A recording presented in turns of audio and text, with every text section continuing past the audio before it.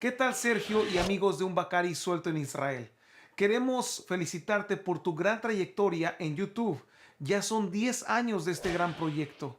Este video es un regalo para ti y para toda tu audiencia que te acompaña a recorrer este bello país de Israel. Esperamos que lo disfruten ya que lo hicimos con mucho cariño para todos ustedes.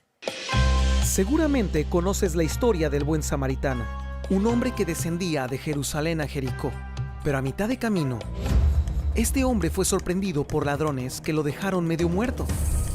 De todas las personas que pasaron junto a él, solo uno se detuvo a ayudarlo, un samaritano. Vendó sus heridas y lo llevó a un mesón para que cuidaran de él. De todas las parábolas de Jesús, esta es la única en la que provee una coordenada clave donde pudo haber pasado esto. Todo lo que sabemos es que esto ocurrió cerca de la carretera entre Jerusalén y Jericó. Pero aún así la ruta es larga y es imposible saber con precisión dónde ocurrió el ataque. Pudo haber sido aquí, aquí, aquí o en cualquier lugar. Pero hay un sitio único en el desierto de Judea que expertos afirman ser el mesón al que Jesús se refirió en esta parábola. Y si es verdad, Jesús se refirió a un lugar real y conocido por muchos. Seguramente él pudo haberse hospedado en este sitio cuando subía a Jerusalén. Fue hasta 1998 que arqueólogos descubrieron en este lugar artefactos de la época del Segundo Templo. Estos descubrimientos podrían contarnos lo que no conocemos de la parábola del buen samaritano. Así que fuimos a este sitio y nos sorprendió lo que encontramos. ¡Wow! Mira que hay una cisterna del tiempo de Herodes. En este episodio, descubre los misterios detrás de la parábola del buen samaritano.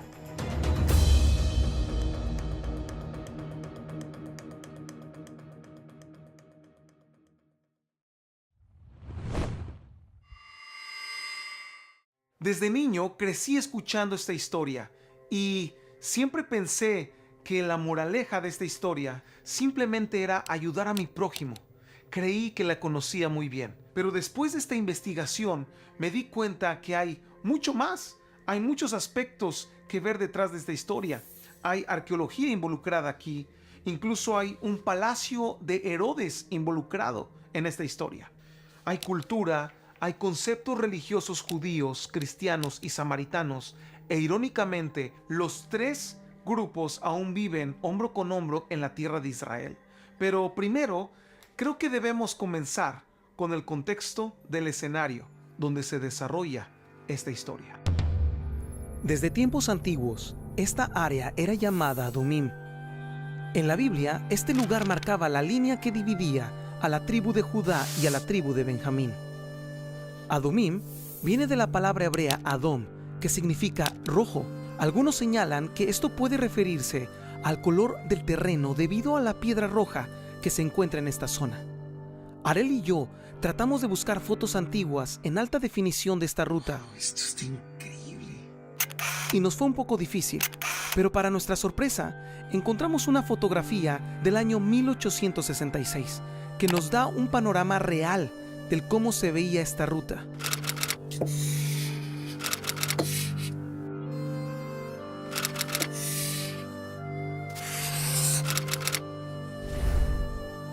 Por miles de años, esta ruta conectaba a Jerusalén con el Valle del Jordán.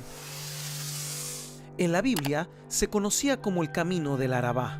Este camino también era usado por peregrinos judíos que venían de Galilea a las fiestas anuales del Templo de Jerusalén. Pero fue hasta el periodo romano que esta ruta alcanzó el pico de tráfico más alto debido a los palacios de invierno que Herodes edificó en esta zona. Masada, Jericó y, sorprendentemente, en el camino a Jerusalén se encontraron los restos de un majestuoso palacio de Herodes con baños decorados. Y después de analizar toda esta información, quisimos viajar de nuestra casa en Tiberias hasta este sitio para presentarte todas estas piezas desde el lugar de los hechos.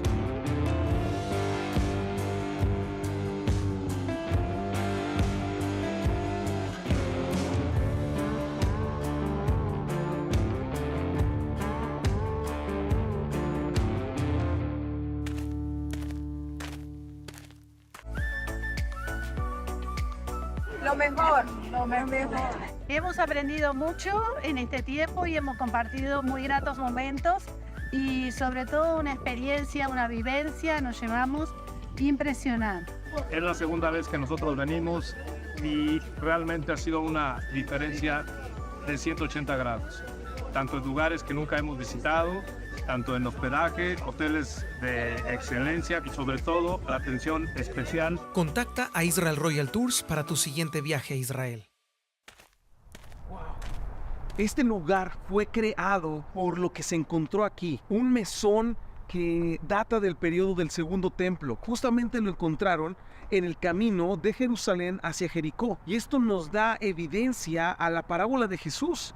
Si se encontró un mesón, un mini hostal en este lugar, realmente Jesús tomó en su parábola elementos que la gente conocía para que pudieran ellos experimentar esa enseñanza muy vívida, muy real. Pero no podemos continuar con nuestro recorrido sin antes analizar algunos detalles de esta parábola. Primero, esta parábola se desencadena cuando un intérprete de la ley pregunta a Jesús, ¿haciendo qué cosa heredaré la vida eterna? Y en pocas palabras, Jesús le responde, ¿cómo interpretas la ley? El intérprete respondió, amarás al Señor tu Dios con todo tu corazón y a tu prójimo como a ti mismo. Ahora, no existe un solo versículo en la Torá que contenga amar a Dios y al prójimo juntos. Esta es una fórmula compuesta de dos versículos. Deuteronomio 6 contiene amarás a Dios y Levítico 19 a tu prójimo como a ti mismo. Al parecer esta fórmula era bien conocida en estos tiempos, ya que el intérprete no dudó en responder esto. Y una prueba de ello es que existen documentos hebreos del segundo siglo antes de Cristo que se llaman el Testamento de los Patriarcas, donde vemos esta fórmula, amad al Señor y al prójimo. Y en el Testamento de Dan dice, amad al Señor durante toda vuestra vida y unos a otros. Muchos pensamos que Jesús fue el primero en enseñar esto, pero evidentemente esta fórmula ya estaba establecida siglos antes de Jesús.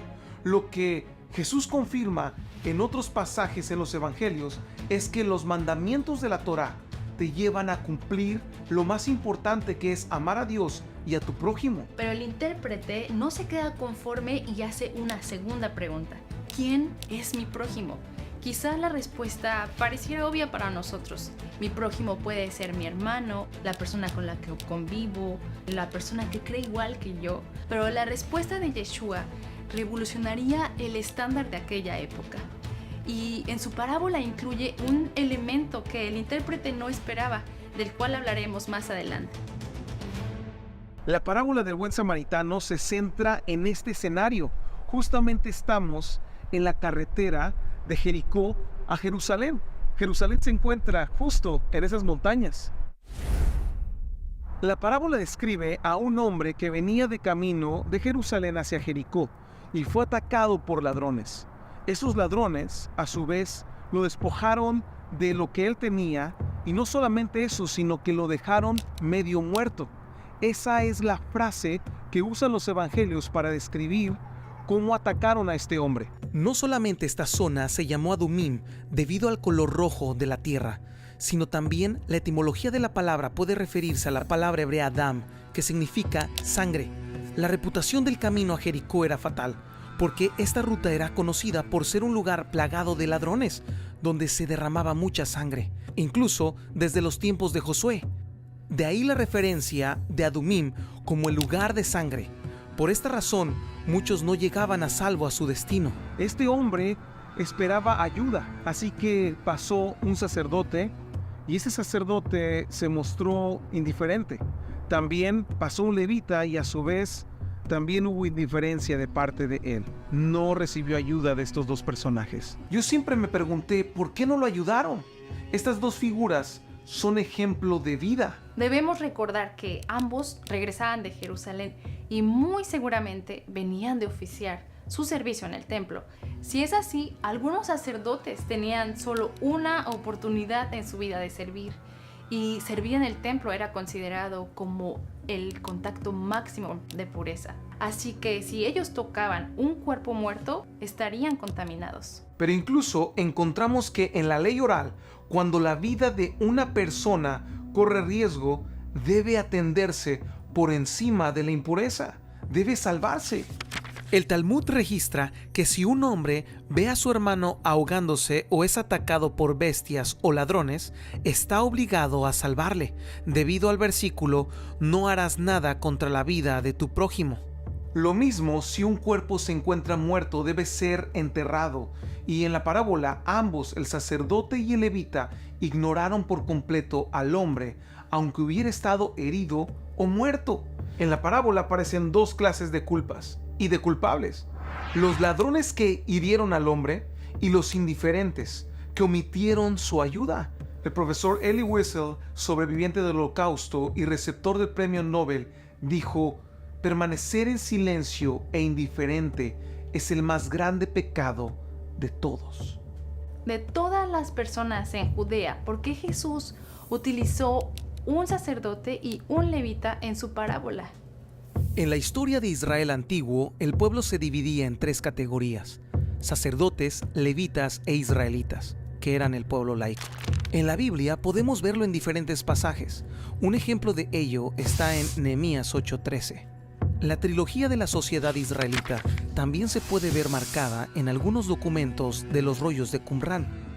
También en la obra de Antigüedades de los Judíos de Flavio Josefo se marcan estas tres categorías. La narración de Lucas toma solo las dos primeras categorías de la trilogía tradicional.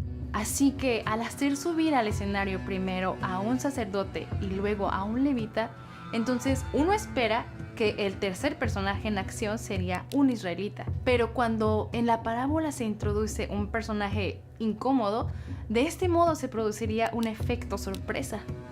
Pasó un samaritano, un hombre que también era marginado por la sociedad en ese periodo. Así que este hombre se compadeció del hombre medio muerto y finalmente lo ayudó. Pagó 2 denarios para poder ponerlo en un mesón. Este hombre, el buen samaritano, gastó de lo suyo propio para poder ayudar a este hombre con necesidad. Así que lo puso en su animal, lo llevó a un mesón y ahí curaron sus heridas. Ahora, hasta este punto, ¿cómo encajan los samaritanos en esta historia? ¿Por qué Jesús eligió un samaritano? Ellos no eran considerados parte de Israel. La comunidad samaritana habitaba en Siquem, lejos de este punto.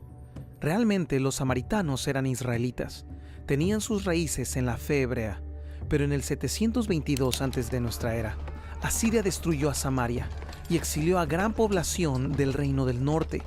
Y en el 586, los babilonios destruyeron a Judá y exiliaron a muchos. Pero fue cuando Ciro el Grande permitió que los exiliados de Babilonia regresaran a Jerusalén, se crearon dos judaísmos diferentes: los samaritanos en Samaria y los judíos en Judea. Los samaritanos construyeron un templo en el monte Gerizim y los judíos en el monte del templo de Jerusalén. Sin embargo, los samaritanos permanecieron cercanos al judaísmo, pero las diferencias fueron la razón del prejuicio, que creció por siglos. En los tiempos de Jesús, los prejuicios sociales entre judíos y samaritanos eran muy marcados. Los israelitas que regresaron del exilio asirio se establecieron en Samaria. Ellos no quisieron relacionarse con Judá. No se llamaron judíos ni israelitas por temor de lo que había acontecido. Así que se llamaron samaritanos debido a la zona geográfica. En términos administrativos o religiosos, no tenían relación con Judá, ya que estaban en cautividad. Así que ellos continuaron su propio judaísmo. Las diferencias eran muchas. Aparte de los lugares sagrados o de adoración, las escrituras eran diferentes. Las escrituras samaritanas se limitaban solo a la Torá, los primeros 5 libros de la Biblia hebrea, mientras que el texto de los judíos no solo se limitó a la Torá, sino a los libros históricos, poéticos, salmos y profetas. Por eso y más, existe y existía un conflicto cultural, religioso entre judíos y samaritanos. Así que, Yeshua, al introducir la figura del samaritano en esta historia, el intérprete y la audiencia se sorprenden y es obligado a responder su propia pregunta: ¿quién es mi prójimo? Yeshua no le da una respuesta concreta y más bien el intérprete debe contestar su pregunta: ¿quién quisieras que fuera tu prójimo en esta situación? ¿Quién no quisiera tener samaritanos en su vida? Es una pregunta muy fácil de responder, porque el asunto no es quién es mi prójimo, sino qué clase de prójimo quiero yo ser. También esta historia nos lleva a preguntarnos, ¿para quién tengo que llegar a ser prójimo? Y la respuesta dentro de todo este contexto es clara: hasta mi peor enemigo. El samaritano actuó sin prejuicios en esta necesidad. No solo lo rescató de morir en el camino, sino que curó sus heridas y lo llevó a un mesón. Y ahora este lugar puede ser la única evidencia que existe del escenario de la parábola. Y aquí seguimos con nuestro recorrido. Realmente es algo impresionante, así que acompáñenme a verlo. ¡Wow! Es fascinante. Este mesón fue cavado en la roca madre y es por eso que se conservó tan intacto hasta nuestros días. Vean, ese lugar era donde ponían a los animales y cuidaban de ellos también.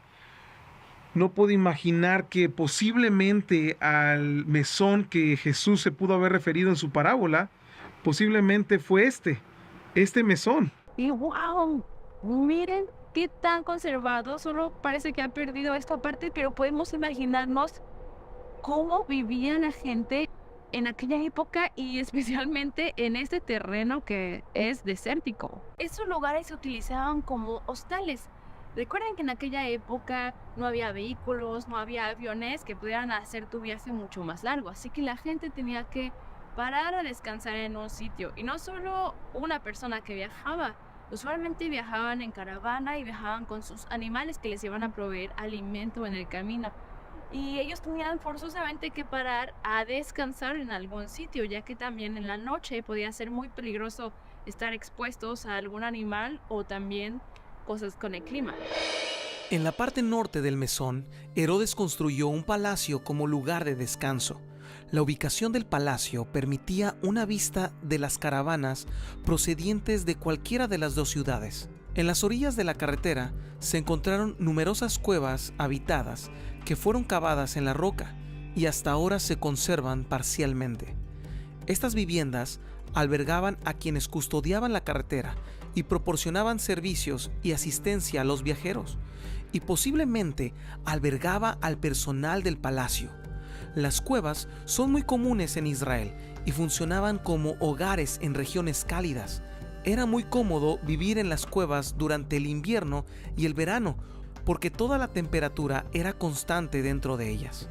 Dentro de estas cuevas se encontraron instalaciones como estanques para alimentar a los animales y muchos hallazgos del periodo del Segundo Templo, lámparas herodianas, tazones de piedra, platos, una cuchara de hueso y hasta una llave de hierro. Estas son algunas evidencias más que demuestran que este fue el sitio al que Jesús se refirió en su parábola. Pero eso no es todo.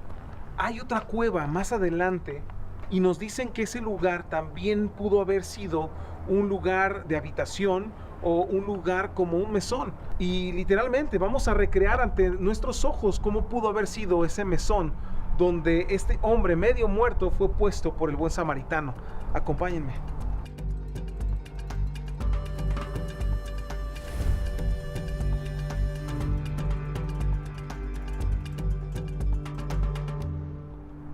¡Wow!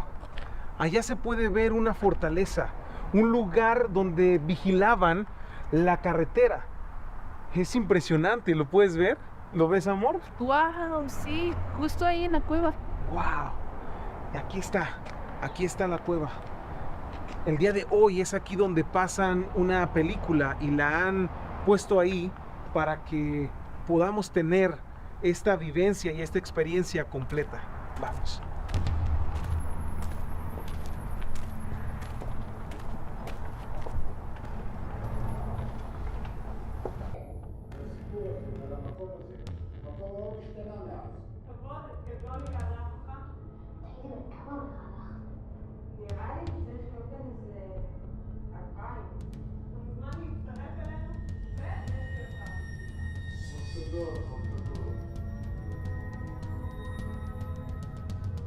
Pareciera que hay calefacción dentro de la cueva, pero no, en realidad no.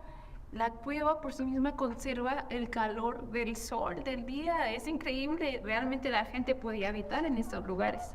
Y aquí en el parque tienen también un museo donde muestran cosas típicas de la cultura samaritana, cosas que se han encontrado en esa región conocida como Samaria. Vamos a ver.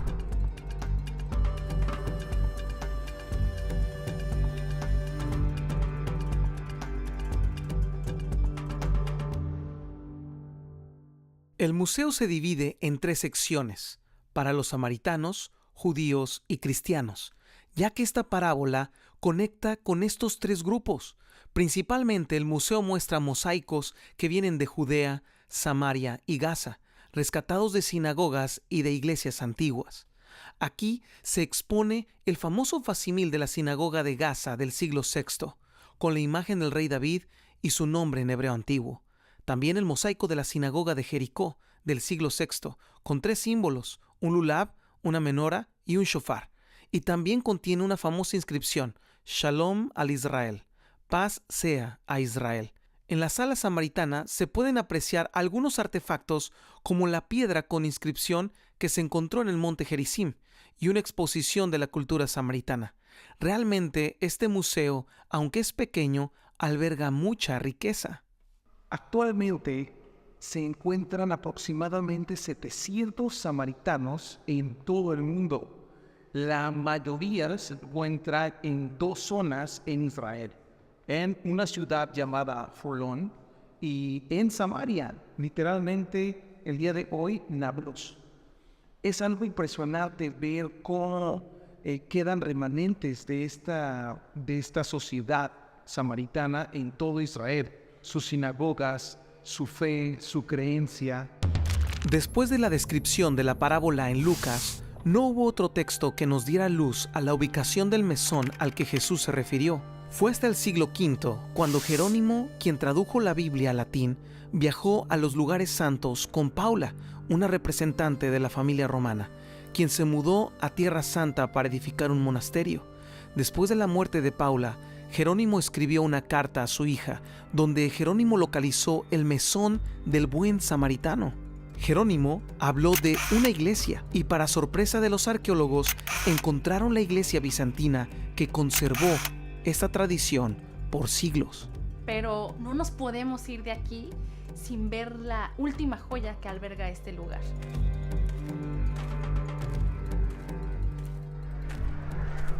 ¡Wow! ¡Qué increíble!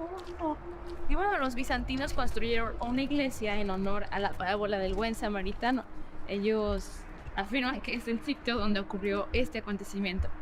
Wow, pero podemos encontrar aún muchos restos muy bien conservados de la iglesia bizantina. Hay varias iglesias bizantinas aquí en Israel y esta nos puede dar una pista de cómo lo hacían. ¡Wow! Mira, aquí hay una cisterna del tiempo de Herodes. Realmente estamos en un lugar donde la gente habitaba en el periodo del Segundo Templo. Entonces tenemos el panorama muy claro. Número 1, este es un camino de Jerusalén hacia Jericó. Encontramos cuevas que posiblemente eran los hostales, los mesones de ese tiempo. Y también encontramos una evidencia, histórica, que aquí los bizantinos localizaron este lugar como el lugar al que Jesús se refirió en la parábola. Posiblemente se conocía muy bien ese lugar, porque mucha gente caminaba de Jerusalén a Jericó. Claro, esta era la ruta. Y esta era la ruta, así que encontramos tantas cosas que dan luz a esta parábola y a esta narrativa. Y otra evidencia son las cisternas que datan del Segundo Templo. Y bueno, el agua en un lugar desértico donde no llueve. Ahorita está nublado, pero realmente en otra época en el año es muy raro que llueva. Entonces los habitantes tenían que colectar el agua para tener suministro de agua el resto del año. Así es, que es increíble. Realmente este lugar nos dice mucho y yo no sé tú, pero realmente en mi vida yo quiero ser ese buen prójimo con aquella persona que nos necesite. Y realmente esta es la lección para cada uno de nosotros, ¿no crees? Así es, y bueno, muy importante que el samaritano no solo lo dejó a cuidado de una persona, sino que se aseguró hasta que él estuviera completamente bien. Entonces, qué gran lección. Muchos que pasan por el camino de Jerusalén a Jericó desconocen que este lugar esconde una joya cuyo secreto se encuentra en este relato. La parábola del buen samaritano nos muestra que la verdadera bondad y compasión no conoce fronteras ni prejuicios. A pesar de ser marginado, el samaritano demostró un amor genuino por su prójimo, ofreciendo ayuda sin esperar nada a cambio. Así que el asunto no es quién es mi prójimo, sino qué clase de prójimo soy yo. Queremos dedicar este video a nuestro amigo y colega Sergio de Un Bacari Suelto en Israel. Pensamos en este tema porque has sido un buen prójimo para muchos de nosotros y porque a través de tus videos inspiras el respeto y a buscar siempre la paz con nuestro prójimo. Una vez más, felicidades por 10 años de trayectoria y que vengan muchos videos más. Y si te gustó este video, por favor suscríbete y comparte con todos tus amigos. Y muchísimas gracias a todos los que ya forman parte de esta comunidad Haber Latina en Israel. Y bueno, no olvides dejarnos tus comentarios que de verdad los leemos todos. Todos. Nos vemos en el siguiente video.